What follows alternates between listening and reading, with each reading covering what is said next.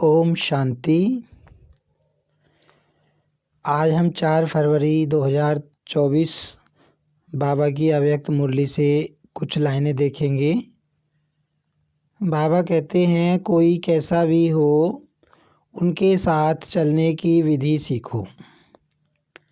कोई क्या भी करता हो बार बार विघ्न रूप बन सामने आता हो, लेकिन यह विघ्नों में समय लगाना आखिर यह भी कब तक। बाबा कह रहे हैं कि तुम्हारे सामने जो आत्माएं आती हैं, चाहे वो ब्राह्मण हो चाहे वो अज्ञानी हो, अलग अलग स्वभाव संस्कार की आती हैं, वो विघ्न रूप भी बनती हैं।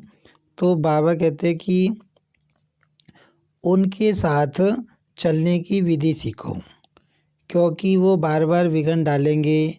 हम उनके बारे में सोचेंगे तो बाबा कहते ये जो समय लगता है, ये भी आखिर कब तक लगता रहेगा। आगे बाबा बता रहे हैं कि ऐसी आत्माओं के साथ कैसे चलना है। इसका भी समाप्ति समारोह तो होना है ना। बाबा कह रहे हैं कि ये जो समय लगता है, कोई विघ्न रूप आत्मा आती है और उसको सुधारने में या उसको फेस करने में जो भी समय लगता है, तो उसका भी समाप्ति समारोह बाबा कहते होना चाहिए। तो दूसरे को नहीं देखना, यह ऐसे करता है, मुझे क्या करना है। बाबा कहते कि दूसरे को नहीं देखना, खुद का देखना है कि मुझे क्या करना है। अगर वह पहाड़ है तो मुझे किनारा करना है। बाबा कहते कि अगर कोई विघ्न रूप तुम्हारे सामने खड़ा हो गया है, उसका संस्कार स्वभाव बिल्कुल अलग है और जो तुम्हें पसंद नहीं है, तो बाबा कहते वो पहाड़ है और इसीलिए तुम्हें क्या करना है, उससे किनारा करना है। पहाड़ नहीं हटना है, यह बदले तो हम बदलें। यह है पहाड़ हटे तो मैं आगे बढ़ूं। न पहाड़ हटेगा न आप मंजिल पर पहुंच सकेंगे। बाबा कहते वो तो विघ्न रूप बनकर आया है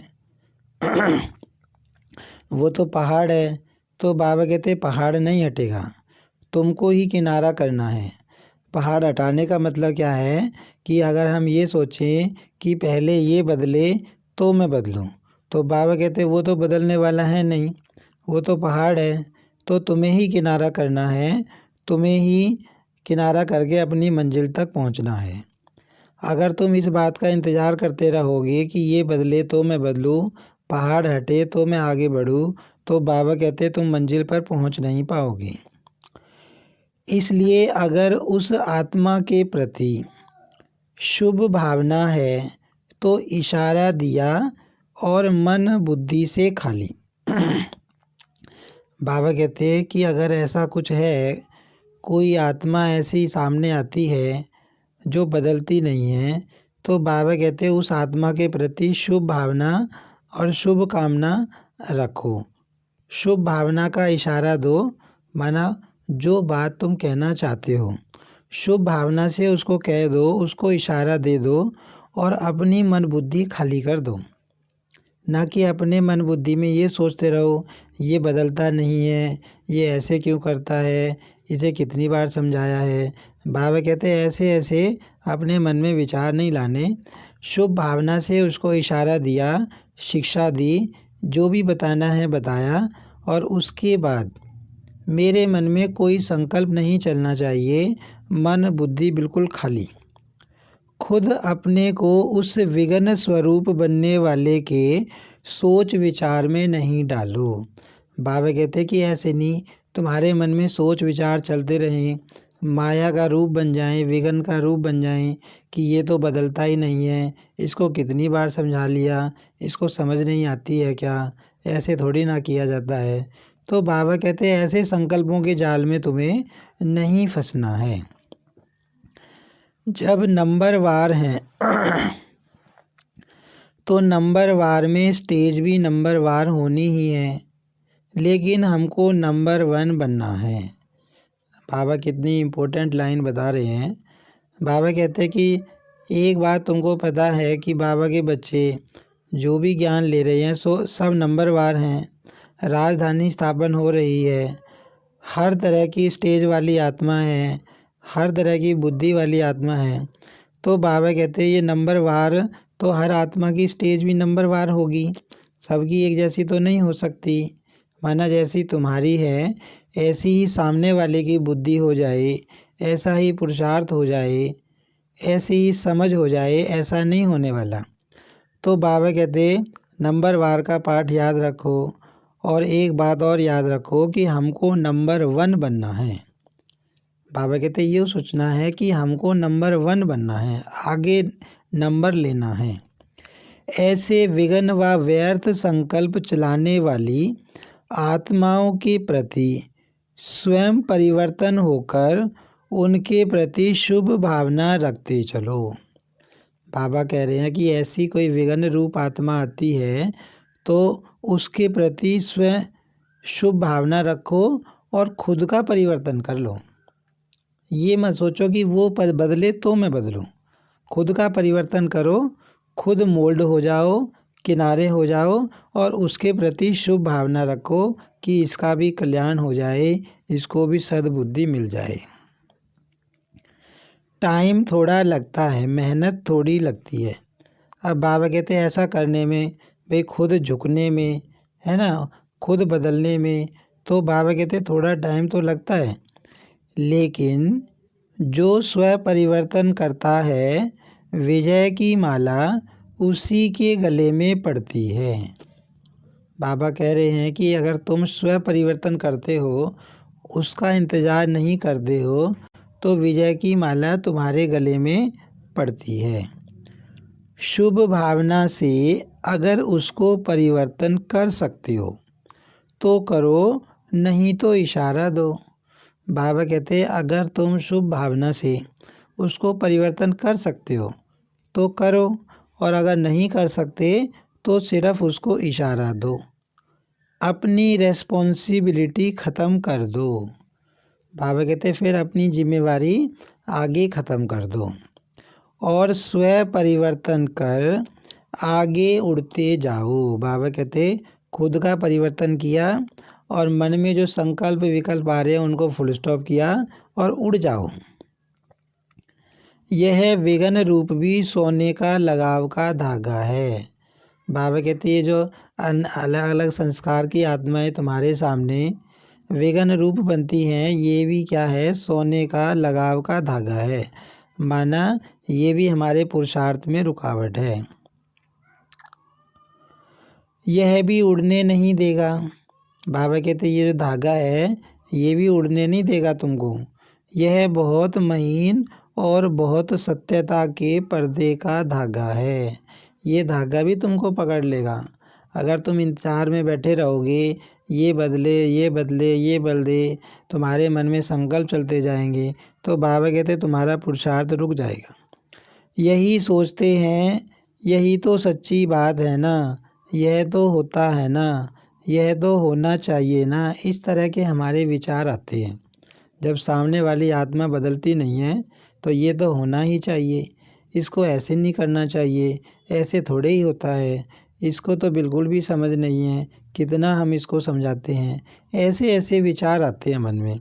तो बाबा कहते हैं ये रुकावट का धागा बन जाता है पुरुषार्थ में। लेकिन कब तक देखते, कब तक रुकते रहेंगे।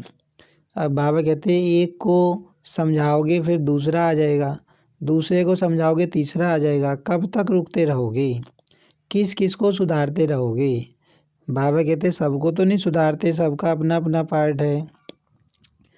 अब तो स्वयं को महीन धागों से भी मुक्त करो। बाबा कहते इस तरह के जो विघ्न रुकावट का रूप बनते हैं उनसे अपने को मुक्त करो, मुक्ति वर्ष मनाओ, है ना। बाबा कहते ऐसा वर्ष मनाओ जिसमें तुम मुक्त हो जाओ, उड़ जाओ। इसलिए बच्चों की जो आशाएं हैं, उमंग हैं, उत्साह है, इसके सभी फंक्शन मनाकर बाप दादा पूरे कर रहे हैं। बाबा कहते मुक्ति वर्ष का फंक्शन मनाना है जिसमें तुम इस तरह के धागों से मुक्त हो जाओ। लेकिन इस वर्ष का अंतिम फंक्शन मुक्ति वर्ष का फंक्शन हो। बाबा कहते इस वर्ष जो तुम लास्ट फंक्शन मनाओगे वो मुक्ति वर्ष का फंक्शन होना चाहिए। और मुक्ति बाबा ने बता दी कि कौन सी मुक्ति तुम्हें प्राप्त करनी है। फंक्शन में दादियों को सौगात भी देते हो, तो बाप दादा को इस मुक्ति वर्ष के फंक्शन में स्वयं के संपूर्णता की गिफ्ट देना। बाबा कहते जैसे कोई फंक्शन होता है तो तुम दादियों को गिफ्ट देते हो, सौगात देते हो, ऐसे ही बाबा को भी तुम्हें गिफ्ट देना है। लेकिन कौन सी गिफ्ट देनी है? संपूर्णता की गिफ्ट देनी है, मुक्ति की गिफ्ट देनी है। इस तरह का जो विघ्न रूप होता है उससे मुक्त होने की गिफ्ट देनी है। तो इस तरह हमने ये लाइनें बाबा की मुरली में से देखी, जिन लाइनों में बाबा ने बताया कि कोई सामने वाला अगर नहीं बदलता तो उसके लिए तुम्हें रुकने की ज़रूरत नहीं है। वो पहाड़ है वो नहीं बदलेगा, तुम खुद बदल के स्वयं परिवर्तन करके आगे बढ़ जाओ और उड़ जाओ। उसको शुभ भावना दे दो, शुभ कामना दे दो और मन से संकल्पों को फुल स्टॉप लगा दो। ये कितनी बार होता है घर परिवार में, दुनिया में, या ज्ञानियों के साथ या ज्ञानियों के साथ कितनी आत्माएं होती हैं जो हमारा कहना नहीं मानती, बिल्कुल हमसे विपरीत चलती हैं। तो उस समय ये बाबा की पॉइंट बहुत हमारे काम आती है। अगर हम किसी को सुधारने की कोशिश करते रहेंगे, हमारे मन में चलता रहेगा कि ये गलत तरीके से ओवरटेक कर रहा है, ये ऐसे ऐसे कर रहा है, इसको ऐसे नहीं करना चाहिए, इतनी भी लोगों में सेंस नहीं है, तो हम कितनों को सुधारेंगे। तो इसलिए बाबा ने इसमें बहुत शक्तिशाली ज्ञान की बातें हमको बताई कि तुमको स्वयं परिवर्तन करना है। और बाबा ने एक विशेष बात जो बताई वो ये बताई कि तुम अगर स्वयं परिवर्तन करते हो तो विजय की माला तुम्हारे गले में पड़ेगी। और हमेशा ये सोचना है कि मुझे नंबर 1 बनना है, माना जो खुद को मोल्ड करता है।